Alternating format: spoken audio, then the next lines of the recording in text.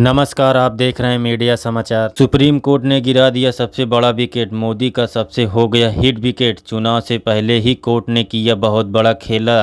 सच हुई अखिलेश यादव की बात, मोदी के लिए आ सकती है मुसीबत वाली रात। सीबीआई का पैंतरा नहीं आया काम, कोर्ट ने सरेआम रुलाया। अखिलेश यादव के मुंह को बंद कराने के लिए सारा खेला किया गया। सीबीआई और ईडी को भी काम पर लगाया गया, लेकिन इस बीच सुप्रीम कोर्ट ने मोदी के सबसे खास माने जाने वाले को ही धर लिया है। चुनाव से ठीक पहले सुप्रीम कोर्ट ने ऐसा आदेश दिया है जिसे सुनने के बाद सरकार के भी कान खड़े हो गए।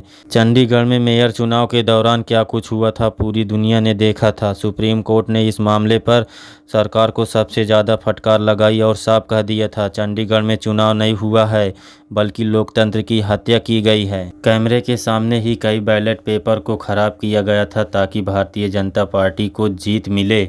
अखिलेश यादव ने इसके खिलाफ खुलकर आवाज़ उठाई थी, लेकिन अब इसके बाद बचता ही क्या है। लोकतंत्र वाले देश में इस तरह से खेला होता है तो बड़े चुनाव में क्या होता होगा, ये बताने की ज़रूरत नहीं है। विपक्ष हमेशा ये दावा करता आया है कि ईवीएम में गड़बड़ी की जाती है। कुछ लोगों का तो ये भी कहना है कि ईवीएम को हटा दिया जाए तो भारतीय जनता पार्टी हार जाएगी।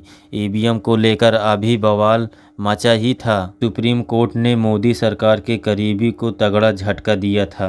इस झटके के बारे में हम आपको बताने जा रहे हैं। वाकई में ये बीजेपी के लिए मुश्किलें खड़ी कर सकता है, क्योंकि इस बार जिसकी गर्दन सुप्रीम कोर्ट में आई है वे सीधे तौर पर सरकार की हाँ में हाँ मिलाता आया है।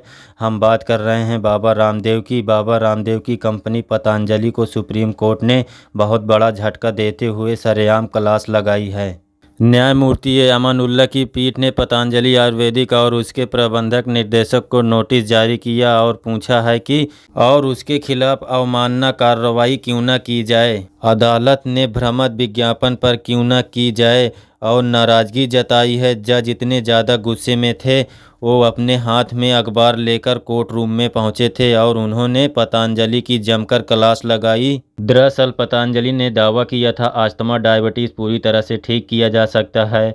बता दें, दरअसल पिछले साल नवंबर में सुप्रीम कोर्ट ने आईएमए की ओर से दौर एकाजिका के बाद भ्रामक विज्ञापनों को लेकर केंद्र से परामर्श और गाइडलाइन जारी कराने का आदेश दिया था, लेकिन इसके बावजूद कोई अंकुश नहीं लगाया तो सुप्रीम कोर्ट के सामने आना पड़ा।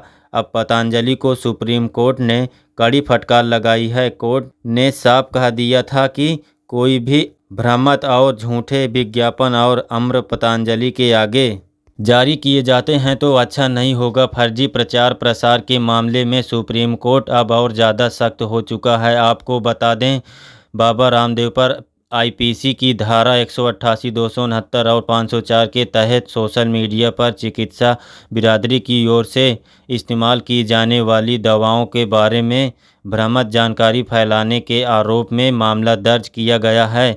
इसीलिए कोर्ट ने पतंजलि आयुर्वेदिक स्वास्थ्य संबंधित तमाम विज्ञापनों पर आरोप लगा दी है। कंपनी आगे भी विज्ञापन नहीं कर सकेंगी, लेकिन ये झटका केवल बाबा रामदेव को नहीं लगा है, बल्कि समझने वाले समझ सकते हैं असली नुकसान किसको होगा। पतंजलि के बारे में क्या कुछ कहना चाहेंगे? कोर्ट का फैसला सही है या गलत, इसे अपनी राय ज़रूर दें।